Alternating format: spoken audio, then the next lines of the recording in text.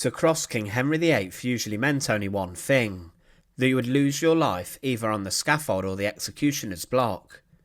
Henry VIII during his reign had over 70,000 people executed inside of England for various different crimes, and this figure also included two of his own wives. His closest friends and advisors were not exempt either, as figures such as Thomas Cromwell went to their deaths on Tower Hill. But there was one man who was regarded in England as one of the most influential Tudor scholars, and a man regarded as a skilled author and historian, but he too would go to his execution. Sir Thomas More was a man of many skills and professions, and he became the King's Chancellor. He wrote many different books including key works, such as Utopia and a history of King Richard III, but how did Thomas More end up being on the wrong side of the king he worked very closely with? It's all to do with going against the Reformation, and also the King's second wife, Anne Boleyn. So join us today as we look at the horrific execution of Thomas More, and remember as always, to support our channel, please make sure to subscribe. Thomas More was born in February 1478 inside of London to a father who was a lawyer. Whilst he was young, he briefly spent time in the household of John Morton, the Archbishop of Canterbury. This stood the young boy in good stead for his future career. Following his schooling, he then attended Oxford University and qualified as a lawyer. More was a pious young man, and he did consider becoming a monk also, but favoured a career in the legal profession.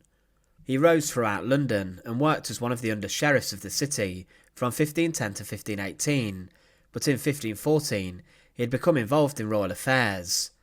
He was appointed as a Master of Requests and then also became a member of the Privy Council, which brought him into almost daily contact with Henry VIII and a number of other prominent members of Tudor society.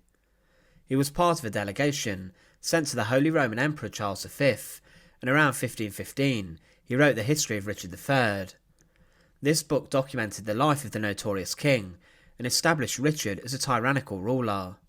But in 1516 he wrote his most significant work, Utopia, and this was published in many different countries. He continued to rise throughout the reign of King Henry VIII and was knighted, and then he became the Under-Treasurer of the Exchequer in 1521. This placed him involved in royal finances, and he also became a secretary and close advisor to the king, and his influence over court began to grow. He was seen as a prominent member of court and a reliable one.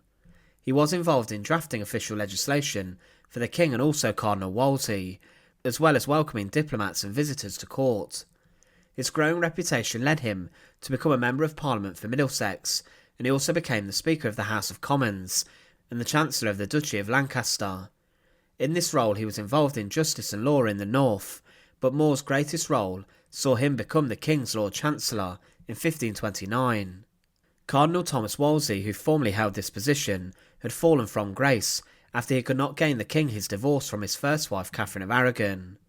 He later died, but by becoming the Lord Chancellor, More was one of the most powerful and significant people in the whole of England. He worked for a number of years closely with the notorious Tudor King, but it was in this position that More fell from grace rather sharply. More was a staunch and strong Catholic, and also supporter of the Church in Rome. But Henry VIII would split from Rome, and this caused huge problems for Thomas More. He saw the Protestant Reformation, which was taking hold across Europe, as a gross act of heresy, and he even began to persecute prominent Protestants within England. He later had to contend with the king's break from Rome, which went against his own beliefs. He banned Protestant texts in the works of Martin Luther from arriving in England and spreading, and he was also involved in investigating Protestants. He investigated book publishers who could have been printing the books he deemed to be heretical, and anyone who possessed a Lutheran text or translated Bible was arrested. He also opposed William Tyndale's translation of the New Testament into English, and he found it horrifically offensive. In Fox's Book of Martyrs, it was documented that Thomas More was involved in the persecution and torture of many Protestants in England, and that he personally used violence to obtain confessions. One account states that More tied heretics to a tree and whipped them, and that he went further, using barbaric torture devices such as a rack.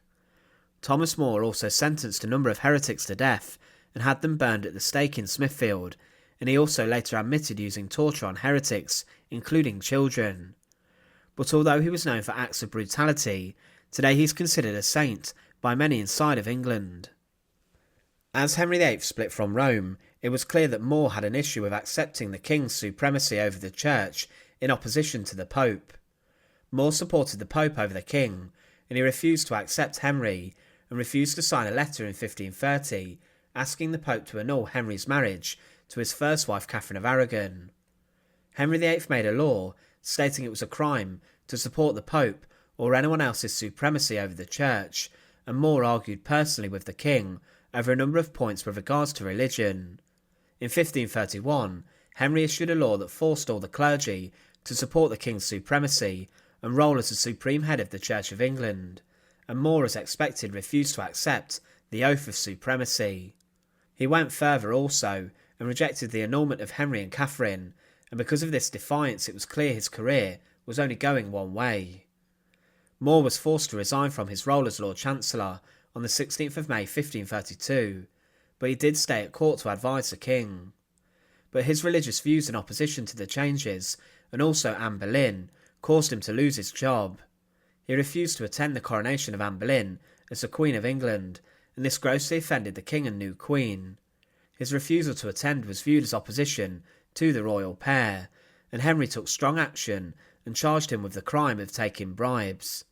This was dismissed, but then Thomas Cromwell was put to work trying to find charges against More. Cromwell accused More of giving advice to the nun of Kent, Elizabeth Barton, who predicted the death of Henry VIII. This was seen as More being implicated in treasonous comments, but on the 13th of April 1534, More was summoned to a meeting regarding the active succession. He was told to swear his allegiance to it, and accepted Parliament's right to declare Anne the Queen, but he refused to accept the second marriage, questioning the spiritual validity of it, and saying that Henry and Anne's marriage was not viewed in God's eyes as proper. He refused yet again to sign the oath of succession, and he preached to the meeting about the Pope's supremacy over the church, but for More this was enough. He rejected Henry's supremacy over the church yet again, and rejected his second marriage, and for this was sent to the Tower of London to be imprisoned.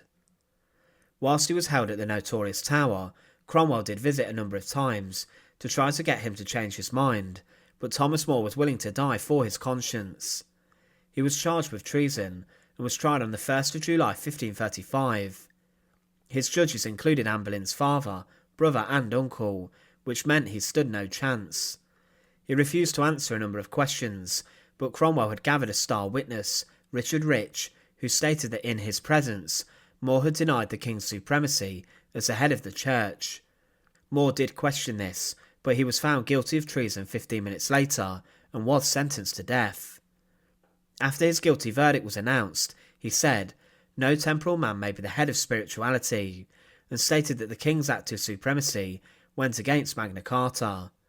But he was sentenced to die a horrific traitor's death, to be hanged, drawn and quartered, but Henry did allow some concessions, switching his method of execution to a more simpler beheading, which was regarded as less painful. On the 6th of July 1535, Thomas More was brought from the Tower of London to Tower Hill, where he was to face his execution. The crowd that day was huge, and they saw a man who believed he was doing the right thing, going to his death. An account written at the time of his execution tells us what happened. It says, "About 9 he was brought out of the tower. His hair was long, his face pale and thin, and carrying a red cross in his hand. He often lifted his eyes to heaven. A woman meeting him with a cup of wine, he refused it. Christ at his passion drank no wine, but gall and vinegar, he said. Another woman came crying, and demanded some papers she said she had left in his hands when he was Lord Chancellor, to whom he said, 'Good woman, have patience, but for an hour the king will rid me of the care I have for those papers, and everything else.' Another woman followed him crying. He had done her much wrong when he was Lord Chancellor, to whom he said, 'I very well remember the cause, and as I were to decide it now, I should make the same decree.' When he came to the scaffold it seemed ready to fall, whereupon he said merrily to the lieutenant, 'Pray sit, see me safe up, and as to my coming down, let me shift for myself.' Being about to speak to the people, he was interrupted by the sheriff, and thereupon he only desired the people to pray for him, and bear witness he died in the faith of the Catholic Church, a faithful servant to God and the king. Then kneeling, he repeated the Miserere psalm with much devotion, and rising up the executioner asked him for forgiveness. He kissed him and said, "Pick up thy spirits, man, and be not afraid to do thine office.